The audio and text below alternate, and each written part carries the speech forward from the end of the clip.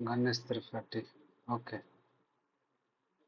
अगर डाउट है तो पूछो। गणेश, गोपेश। गणेश त्रिपाठी। ओके, अगर डाउट है तो पूछो। गणेश।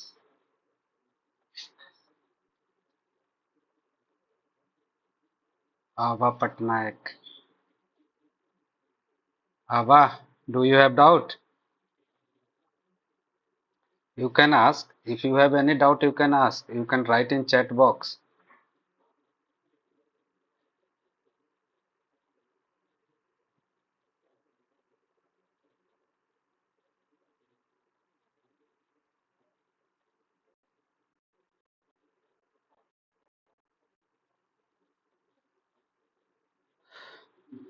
अगर डाउट नहीं है तब तक मैं कुछ पढ़ाता हूँ। Yes, page number 16, exercise 3।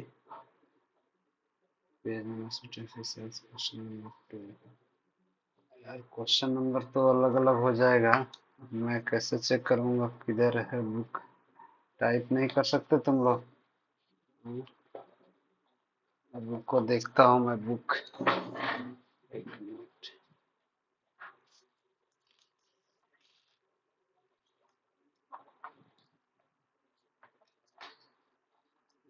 Page number 16।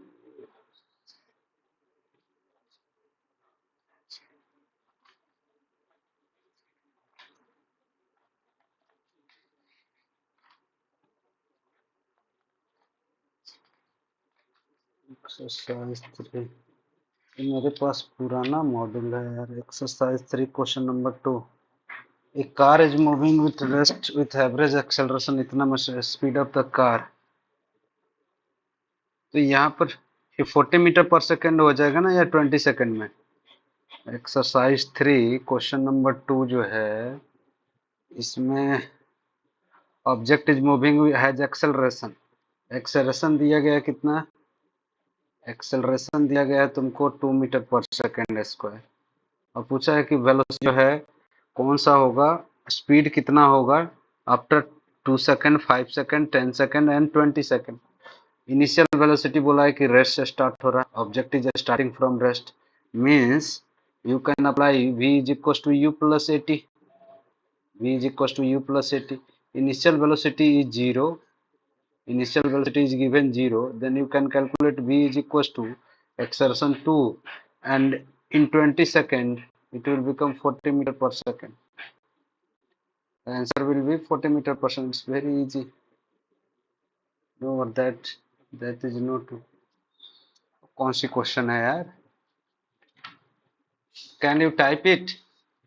If you would type it, then I can answer you. Or you can first type in WhatsApp and then you can copy paste here by speaking. We can type it in WhatsApp and then you can type it, because my book is old. That's why maybe question number will be different. Question number will be different. Sir आपका नाम क्या है? Devendra sir.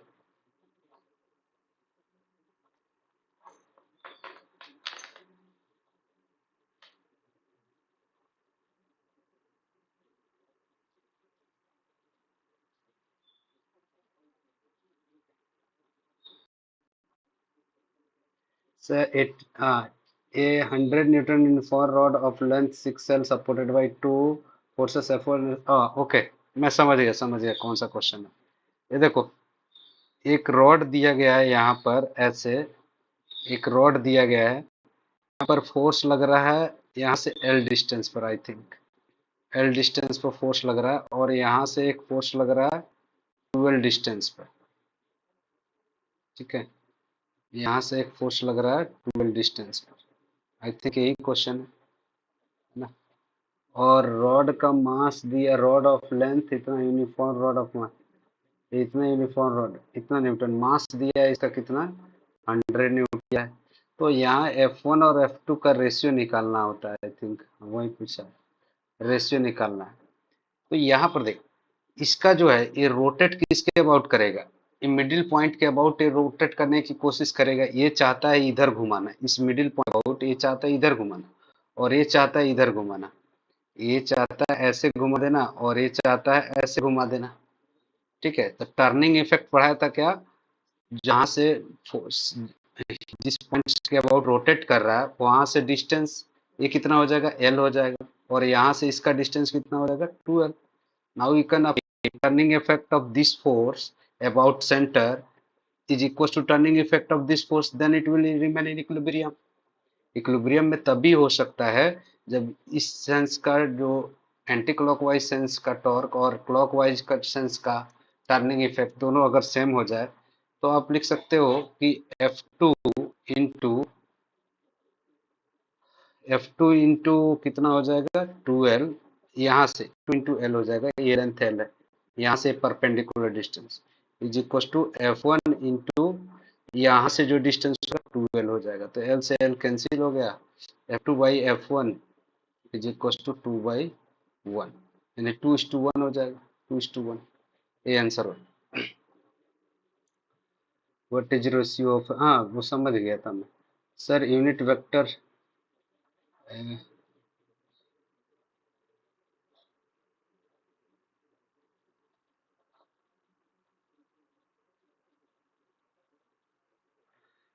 हाँ क्यों नहीं, unit vector बता सकता हूँ यार, इसमें कोई बड़ी बात नहीं है, यूनिट वेक्टर जो है वो बता दूंगा। और किसी को इधर तो डाउट नहीं है,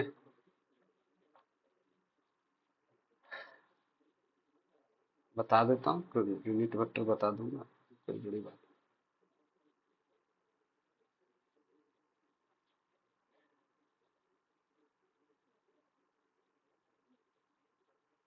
और किसी को और कोई डाउट तो नहीं है, क्योंकि वो टाइम लेगा, इधर अगर डाउट होगा तो डाउट के लिए मैं सोच रहा हूँ, मेरा मीटिंग है यार अभी 6 में, इसीलिए मैं सोच रहा हूँ कि जो भी डाउट हो थियरी पार्ट नेक्स्ट कल पढ़ा दूंगा तुमको, क्योंकि जो है 11 से मेरा मीटिंग है कोचिंग में, और वहाँ पर मुझे जानी है, इसलिए जो है अब मैं सोच रहा हूँ कि डाउट क्लियर कर दूँ, नेक्स्ट कल के क्लास में मैं पूरा थियरी पढ़ा दूंगा, कल आना तुम 10 बजे, 10 AM शार्प, बिल्कुल मैं पूरा पढ़ा दूंगा डिटेल से, क्योंकि जो है अभी ज़्यादा देर नहीं डाउट में रह सकता,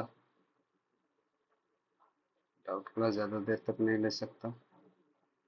किसी और को डाउट है, sir what is unit of gravity other than newton, kg weight, ये फोर्स जो लगा है किसी भी अर्थ सरफेस पर, फोर्स जो होता है यहाँ पर अर्थ फोर्स लगाता है इस पर, अर्थ सरफेस पर जो फोर्स होता है वो एम इक्वल होता है m into g, mass into acceleration due to t होता है। ये कहाँ से आया है, तो न्यूटन्स ने बताया था कि एवरी मास अट्रैक्ट अनदर मास, है ना, ये मान लो दोनों के बीच का सेंटर डिस्टेंस है, ये m1 है, ये m2 है, r जो है सेंटर डिस्टेंस है दोनों के बीच में, तो फोर्स जो होता है वो होता है according to Newton ji m1 m2/r²। हाँ यस, कल बताएंगे, यूनिट वेक्टर कल बताएंगे, डार्कनेस गेमिंग गेमिंग। तो यहाँ पर क्या हो जाएगा, f is equal to G m1 m2/r² हो जाएगा, G m1 m2/r²। तो यहाँ पर अर्थ का मास अगर एम ई मान लो, radius of earth m e आ रही, तो फोर्स का वैल्यू हो जाएगा G into earth into radius of earth, sorry mass of that body, इस बॉडी का मास एम बोल दे रहा हूँ, divide by radius of earth का स्क्वायर, रेडियस ऑफ अर्थ का स्क्वायर। तो ये पूरा टर्म फिक्स टर्म होता है, इसी का वैल्यू जी आता है, तो जी हो जाता है, ये वैल्यू है 6.7 इंटू 10⁻⁻11, है ना, और ये होता है 6 into 10⁻24 kg। Radius of earth 6400 kilometre है, तो इसको मीटर में कन्वर्ट करके स्क्वायर कर सकते हो, and now you can calculate g, then it will come, this value will come 9.8, this value will come 9.8, you can write f is equals to m into 9.8, 9.8, and 9.8 को हम क्या लिख सकते हैं, g, तो m होता है। ठीक है, तो तुम्हारा क्वेश्चन था कि अदर देन, तो ये इसका है केजी वेट यूज किया जाता है। देखो फोर्स के यूनिट जो है आप लिखो, एक तो लिख सकते हो, मान लो कि मेरा मास 72 kg है, मास 72 है, तो मैं लिख सकता हूँ 9.8 न्यूटन, है ना, इतना न्यूटन फोर्स लिख सकता हूँ। केजी इंटू मीटर पर सेकेंड स्क्वायर न्यूटन हो जाएगा। लेकिन अदर यूनिट जो है ग्रेविटेशनल यूनिट जो फोर्स है, आप ये भी सीख सकते हो, kg weight. Kg weight kg weight भी यूनिट होता है स्टूडेंट्स फोर्स का। केजी वेट भी यूनिट होता है फोर्स का। ग्रेविटेशनल यूनिट ऑफ फोर्स जो होगा वो केजी वेट होगा। तो ये आप लिख सकते हो, आप 72 केजी वेट बोलो या इतना न्यूटन बोलो, दोनों सेम है स्टूडेंट्स। आप 720 इंटू 98 न्यूटन बोलो या 72 केजी वेट बोलो, क्योंकि 1 केजी वेट इज इक्वल है 1 kg weight is equal to force applied by earth on 1 kg mass. Force applied by earth on 1 kg mass, तो 1 इंटू जी का वैल्यू कितना हो जाएगा? 9.8। 1 into 9.8 newton means 1 kg weight is equal to 9.8 newton होगा। Okay, समझ में आया? KG wait gram force भी होता है, तो इसको 1 केजी भी लिख सकते हो या 1 जी वेट भी लिख सकते हो। 1 केजी वेट, इसका वैल्यू 9.8 न्यूटन लिखो, या 1 ग्राम फोर्स जो है एक का वेट होता है, तो 1000 gram force is equal to 9.8 newton. You can cut into dyne 10 to the power 5 dyne हो जाए। Now 1 gram force is equal to, this is unit of gravitational unit, ये आ जाएगा 980 आ जाएगा, 9 न्यूटन डाइन, सॉरी 980 डाइन, ये हो जाएगा। ठीक है, का डाउट है sir pressure, question number the diagram shown simple mercury barometer, the mercury level at a height h when the atmospheric wave, what is the pressure at p? Mercury level is at height h, the mercury level is at a height h, h तो दिया नहीं गया pressure question number diagram. The mercury level is,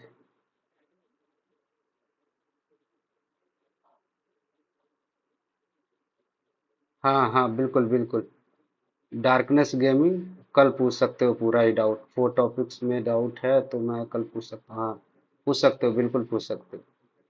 ठीक है, और इसका जो है ये समय, अगर मर्क्यूरी एच हाइट तक भरा हुआ है, इसकी हाइट नहीं दी गई है, मान लो एच हाइट तक मर्क्यूरी भरी गई है, और एटमॉस्फेरिक प्रेशर कितना है?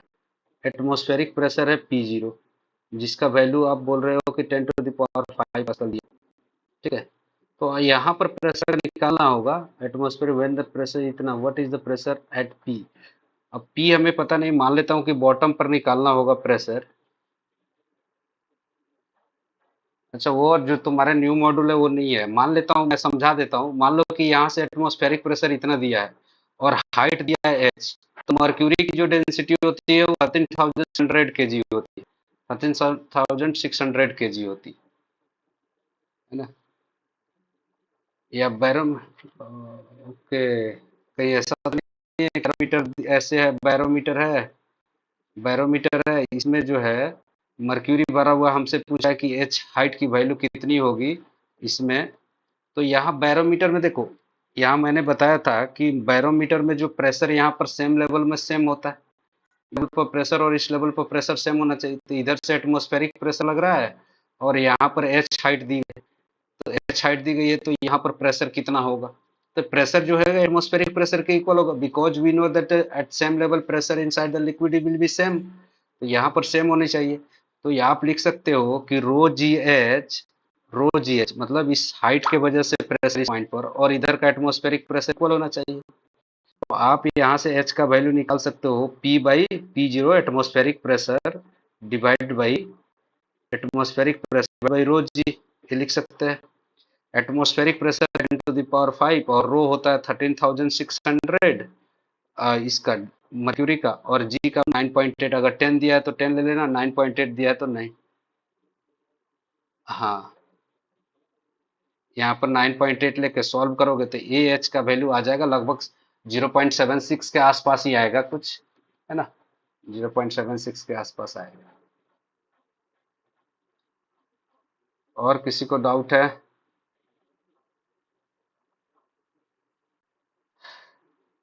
हाँ पूनम ये कौन है, कल पूछ सकती हूँ, हाँ बिल्कुल पूछ सकती है, मुझे भी बहुत डाउट है, आज ही पूछ लीजिए। Is there given diagram in the book? I think यही डायग्राम दिया होगा, अगर ये दिया होता तो आप एब्सोल्यूट प्रेशर पूछा जाता तो एब्सोल्यूट प्रेशर हो जाता पी पी एटमॉस्फेरिक प्लस रो जी एच। ये डायग्राम था तो आपको पी एटमॉस्फेरिक प्लस रो जी एच होगा। लग रहा है कि ऐसा डायग्राम दिया है, पूछा है कि पी एटमॉस्फेरिक दिया होगा, उसमें हाइट ऑफ मर्क्यूरी कितनी आएगी, तो इससे कैलकुलेट कर सकते हैं, आंसर आ जाएगी। और किसी बच्चे को डाउट है?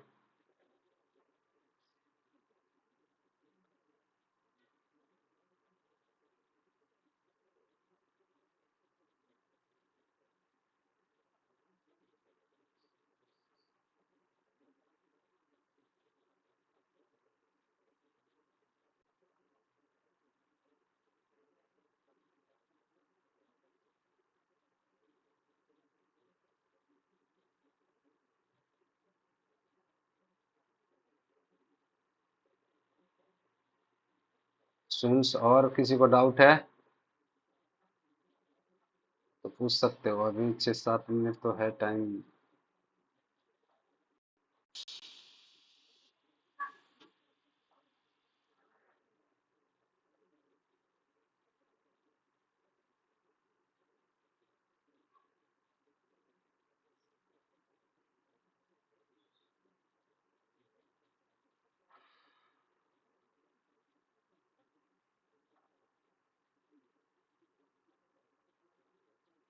हेलो स्टूडेंट्स, और किसी को डाउट नहीं है क्या?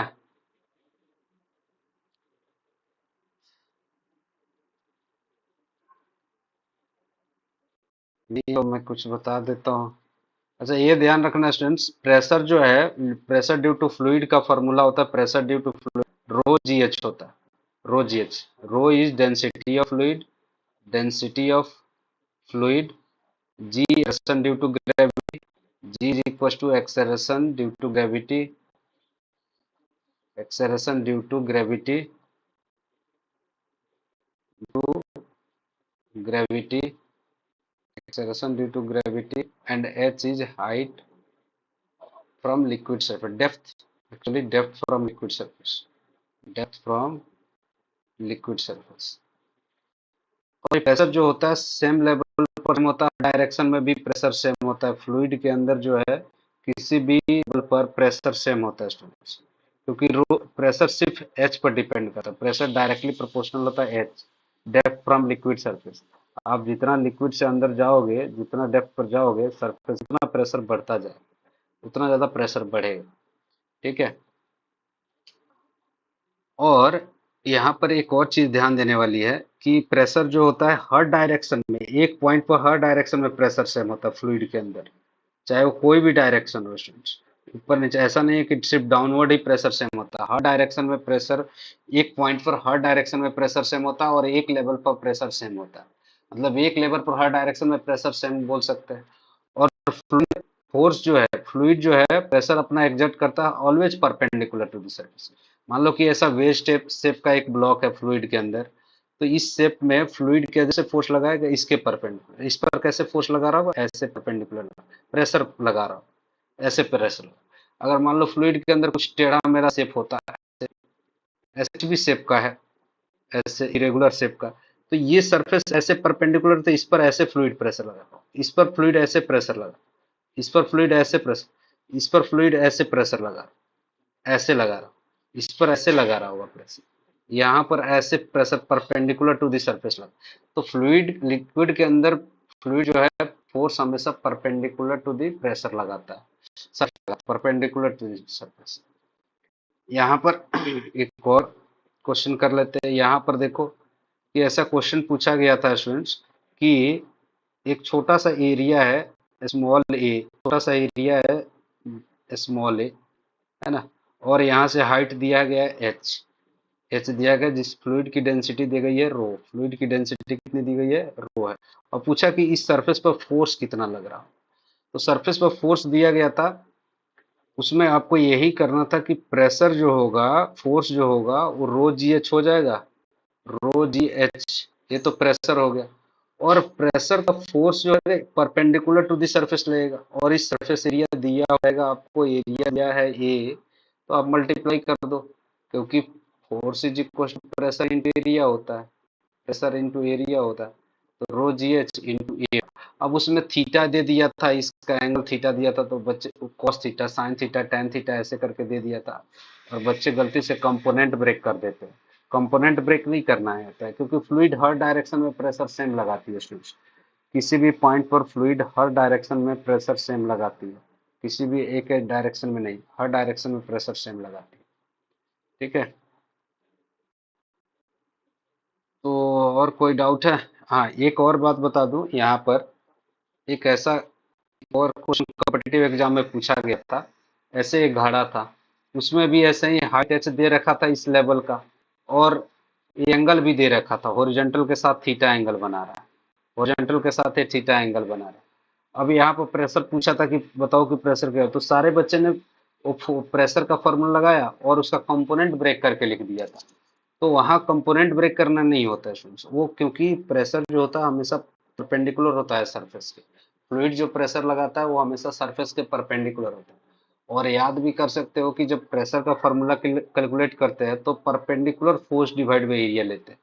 प्रेशर का फॉर्मूला कैलकुलेट करते समय परपेंडिकुलर फोर्स डिवाइड बाई, यानी जो भी कंडक्टिंग सरफेस होता है उसके परपेंडिकुलर जो फोर्स होता है उसका प्रेशर लगता है। तो यहाँ पर प्रेशर जो हो जाएगा, फोर्स जो हो जाएगा, वो यहाँ का अगर एरिया दिया रहेगा हमको ये, तो रो जी एच इंटू ए लिख